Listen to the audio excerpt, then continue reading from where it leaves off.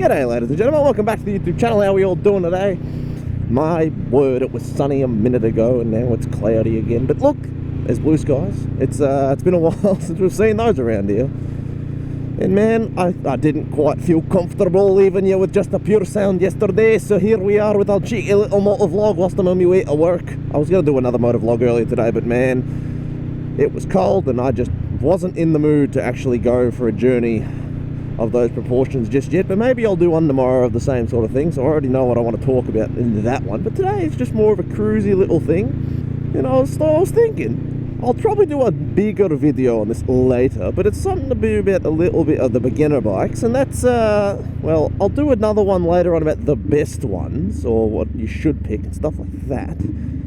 But I'm talking about, what's the deal with the R7's, man? Everyone in the bike nights seems to be buying R7's and CBR 650s, but the R7's are just popping up beyond belief.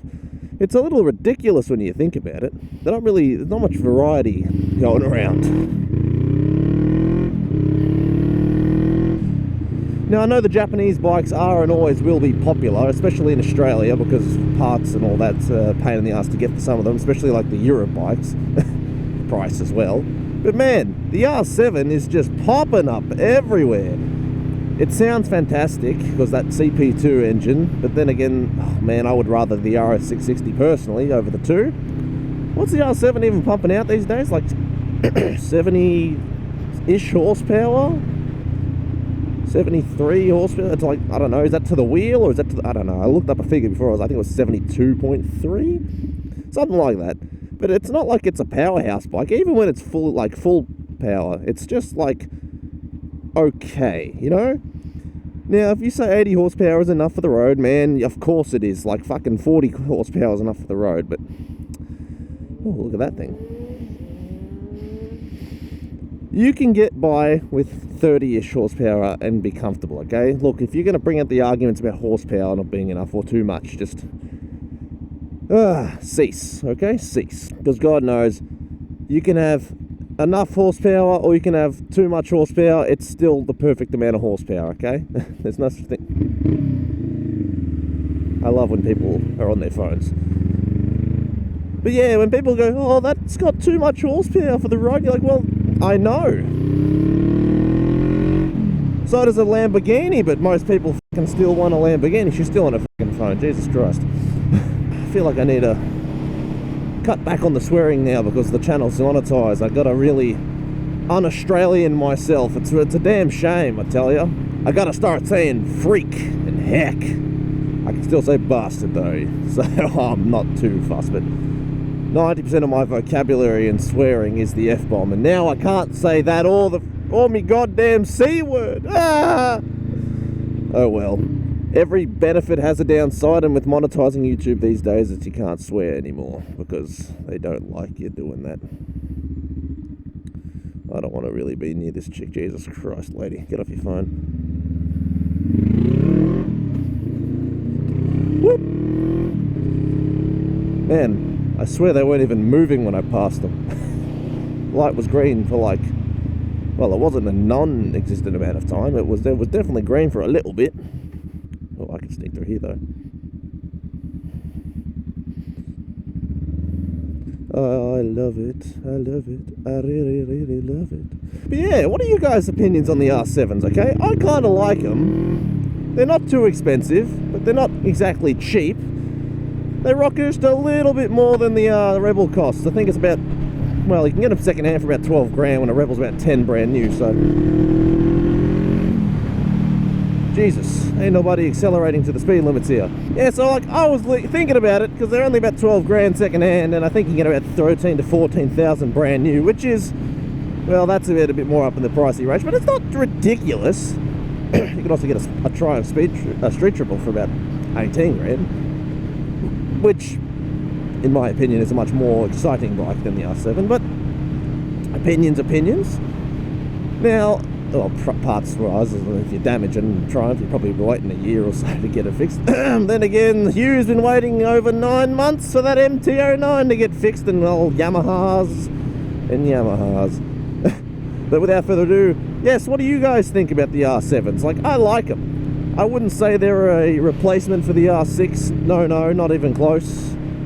They're not terrible, but they're not like R6 levels of amazing. They're just okay. What do we got over here on our left? A nice little BMW. But yeah, the R6 fanboys are a little bit, chuffed when that thing happened because, well, it is a much lesser bike when you think about it. As a commuter bike, it is a phenomenal thing, but you can also just get the MT-07, which is exactly the same, but more comfortable, and that makes the argument for commuter bike way better. But if you only have room for one bike and you like to go for spirited weekend rides and you want to have a good commuting bike, well then I suppose you can make the argument for the R7 then. But it's up to the rider, I suppose. Like, if you want an R6 and you live in America and you have your license straight away, you can go for an R6 in most places, I'm pretty sure. In Australia, we're limited to 660cc's for our lambs, right? Get this, but you can't ride a 600cc bike. That's too much power, mate. But you can get a 660, because 600s and 650s, etc., we all know they're different. Like a CBR 600 versus 650 are very different.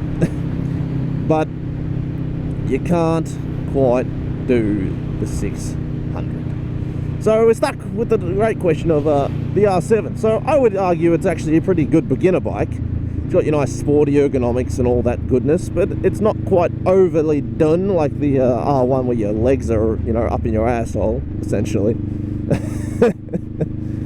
So it is a bit like that, but man, they're just everywhere. So if you're in the Melbourne bike night, just take close attention, pay attention I suppose, and look at it when you go there. You'll see 1,000,001 CBR 650Rs, which I wouldn't mind one personally, but I've got my Rebel, and 1,000 R7s, especially on the way there. The R7 fanboys love them for popping wheelies. They're great stunt bikes, don't get me wrong, but whew, just can't help but notice that the old biking range is getting a little bit stale when it comes to a little bit of variety, and it's getting a little bit, strange.